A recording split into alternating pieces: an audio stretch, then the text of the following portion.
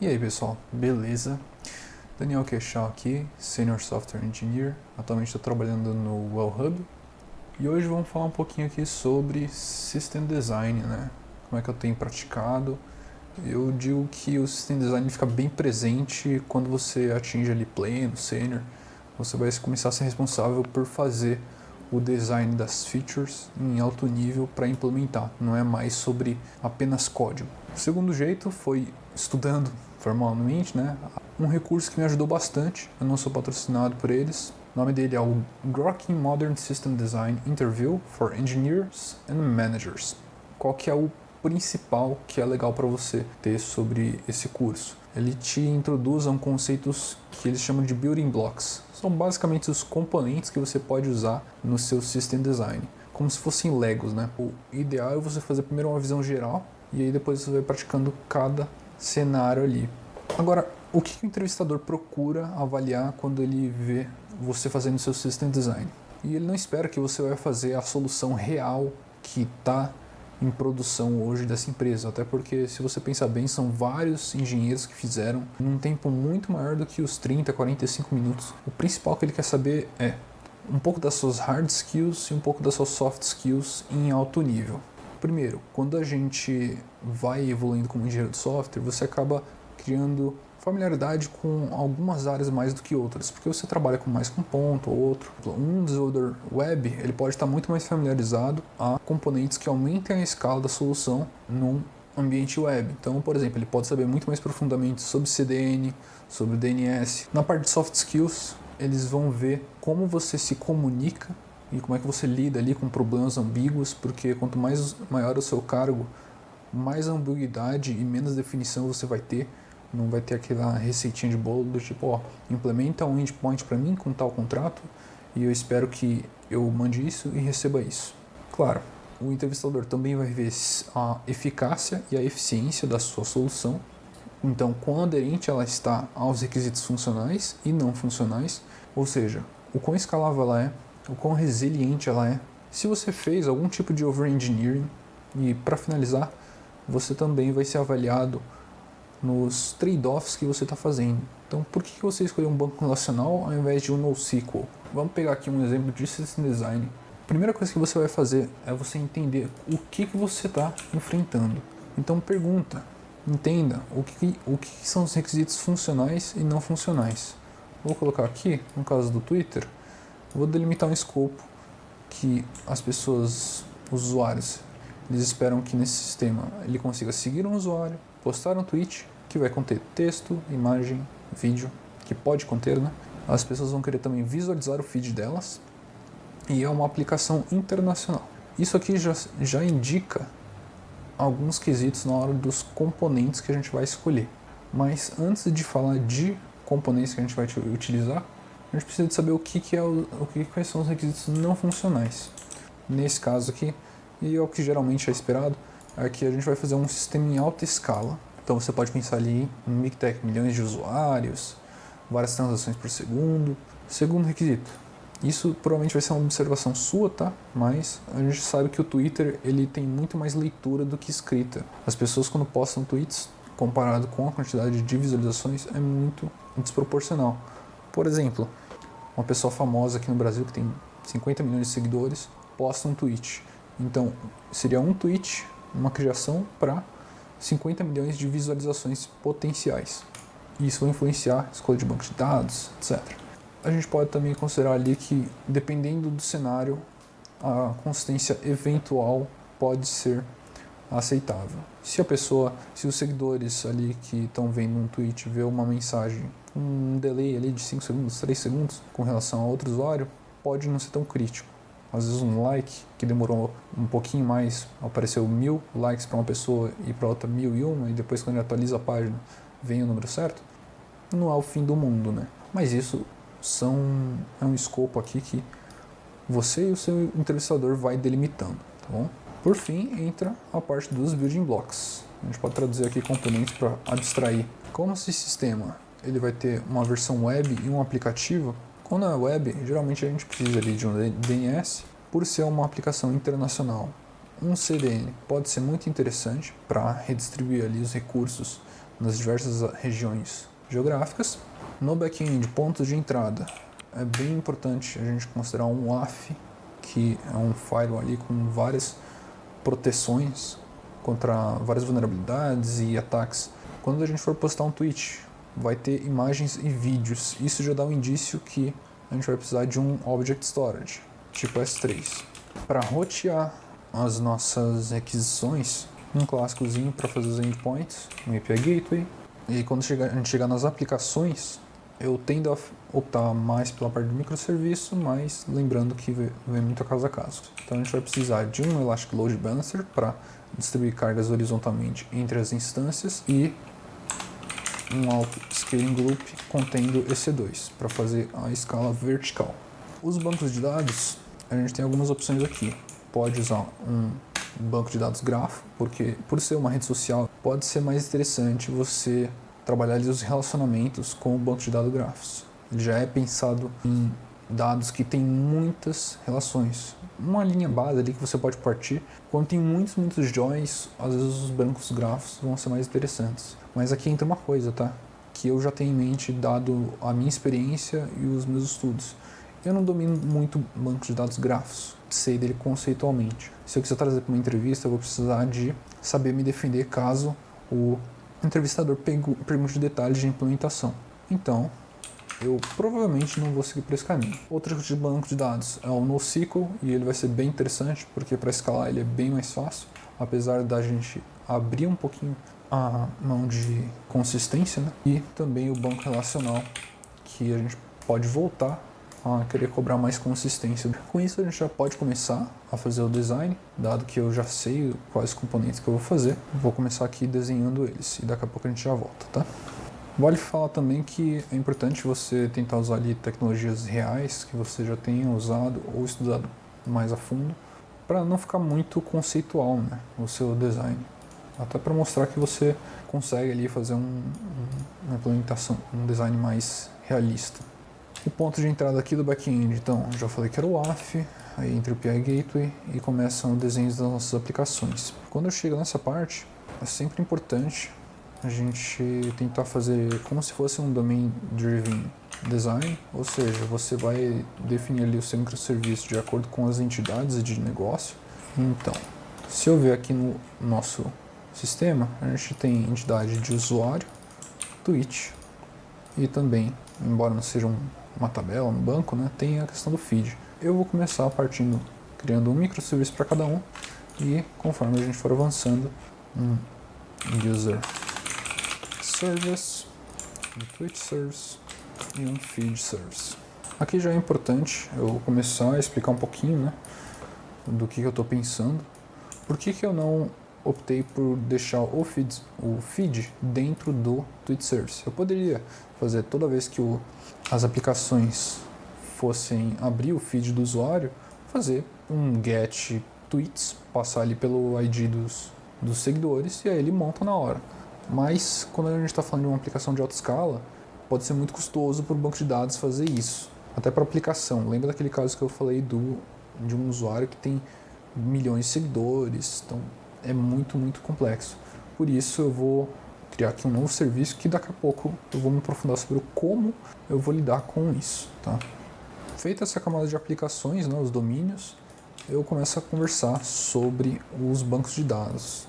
O banco de dados do usuário, como a gente precisa de um pouquinho mais de consistência, é por isso que eu estou abrindo mão do banco NoSQL. Então eu colocaria aqui um Postgres para esse banco de usuários e eu já mencionaria como é que eu escalaria esse banco.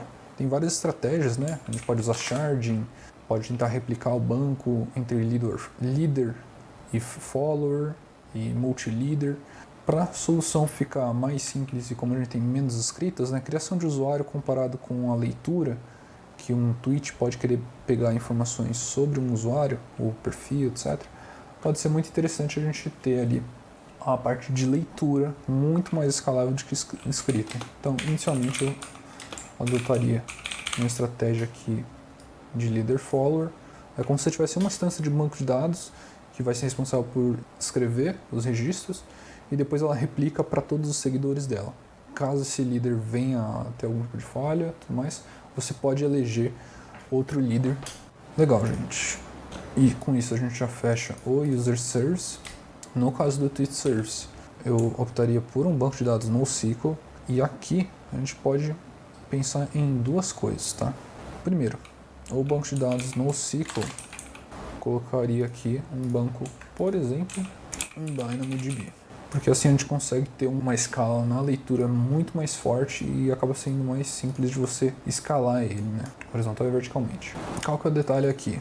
Quando a gente estiver falando desse serviço aqui de Tweet, atualmente ele está responsável pelo código inteiro do Tweet, mas se a gente for realmente separar a parte de feed em outro lado, eu vou precisar de fazer uma comunicação entre esses dois serviços para eles manterem os feeds atualizados, né? Acredito que muitos engenheiros já devem estar olhando torto para essa setinha aqui, por quê? Isso aqui está criando um acoplamento entre o Tweet Service e o Feed Service. Como é que a gente pode mitigar isso? Algum tipo de fila ou mensageria. Como a gente está falando de um serviço só, consumindo aqui o Tweet Service, eu poderia escolher uma fila. Mas tem um segundo ponto aqui, que daqui a pouco eu vou entrar do porquê que eu vou escolher, na verdade, um SNS. Um pub/sub, né? Então, quando um tweet for criado, vou enviar um. Assim, o Feed Service pode subscrever no tweet created, e quando ele estiver criado, ele pode atualizar ali o seu banco de dados. Aqui entra outro ponto que a gente poderia pensar. Quando você busca um tweet, eu poderia fazer a busca aqui no DynamoDB, mas eu sei que existe uma solução mais performática, que seria usar um Elasticsearch, que ele acaba sendo um NoSQL, mas ele acaba sendo muito mais poderoso para fazer buscas em dados, né? Mas a gente está fazendo um trade-off aqui de consistência de novo, porque a gente tem dados de tweet no Tweet Source, no feed e agora em mais um lugar aqui que é onde vai fazer as buscas. Mas você não concorda comigo? Se eu fizer as buscas nesse Elasticsearch, eu preciso garantir de alguma forma que ele vai ter os dados que estão no Tweet Service. E eu não vou fazer essa ligação direta aqui do Tweet Service pro banco do Elasticsearch, justamente porque vai se criar outra dependência pesada e pode sim acontecer de uma transação falhar, etc. Então, eu vou usar de novo o nosso SNS aqui, e aqui que entra aquela parte que eu falei que é importante, o SNS para o meu design. Assim ele vai fazer aqui vai fazer a sincronia de dados conforme necessário. Se falhar, a gente pode configurar algumas retentativas. Com isso, aqui a gente pode dar uma olhada nos nossos requisitos de novo, mas a gente já consegue seguir um usuário nesse design aqui, porque temos o serviço aqui de usuário. Você pode entrar em detalhes do contrato desse endpoint, mas vai muito caso a caso. Postar um tweet, texto, imagem e vídeo. Olha lá, porque é importante a gente ir revisando os requisitos. Eu não coloquei aqui ainda o meu banco de dados, meu Object Storage, que é o S3. Aliás, até coloquei ele aqui em cima, né? Mas não conectei ele aos meus serviços, né? Então, quando um usuário for fazer o upload ali de uma imagem, de um vídeo, a gente sabe que o Tweet Service vai se comunicar ali com o S3. Mas, para aumentar a escalabilidade do nosso sistema, eu posso usar um sistema de fila, por exemplo, o SQS aqui. E aí esse SQS manda para o nosso S3, que depois manda para o nosso CDN, e aí as aplicações conseguem usar ali, certo? Vamos ver se a gente fechou também a parte feed, sim. E a parte internacional, sim. Requisitos não funcionais, também tudo coberto. E agora entra uma segunda parte que é muito importante. Você pode tomar a frente, eu acredito que vale muito mais a pena você tomar a frente nesse momento, avaliar pontos de falha ou de melhoria da sua arquitetura. Como, por exemplo, lembra que eu falei de usuários que têm muitos seguidores? Então, a gente sabe que quando o Feed Service for gerar o feed de um usuário que tenha muitos seguidores, como é que ele vai fazer isso de forma síncrona? Se eu tiver, por exemplo, 50 milhões de registros, vai ser muito complicado. Então a gente pode fazer um trigger aqui que Quando eu identificar que o usuário é uma pessoa que tem X número de usuários, por exemplo, acima de 1 milhão, aí depende muito na prática como é que eles medem isso, ele entra em outro fluxo aqui, que vai ser um fluxo assíncrono. A gente joga aqui numa fila, e aí depois a gente tem como se fosse um worker, talvez uma lambda, que eu posso chamar de update famous user followers feed. E aí a gente faz as nossas atualizações. E aí a gente pode fazer a nossa atualização em batches num segundo momento, certo? Eu não conectaria aqui a lambda direto no banco de dados, porque acaba que você perde um pouquinho de visibilidade. Acredito que aqui eu já estaria fechando o design, né? Começaria a ouvir o que o entrevistador tem a dizer sobre ele. Como eu não estou numa entrevista real, não dá muito para fazer isso. E eu até poderia elencar algumas perguntas aqui, mas eu pensei num ponto mais interessante, até para você usar como recurso, né, de estudo, que seria pegar o seu design, tira uma foto dele e joga no ChatGPT, ou no Cloud, ou na ferramenta que você mais preferir.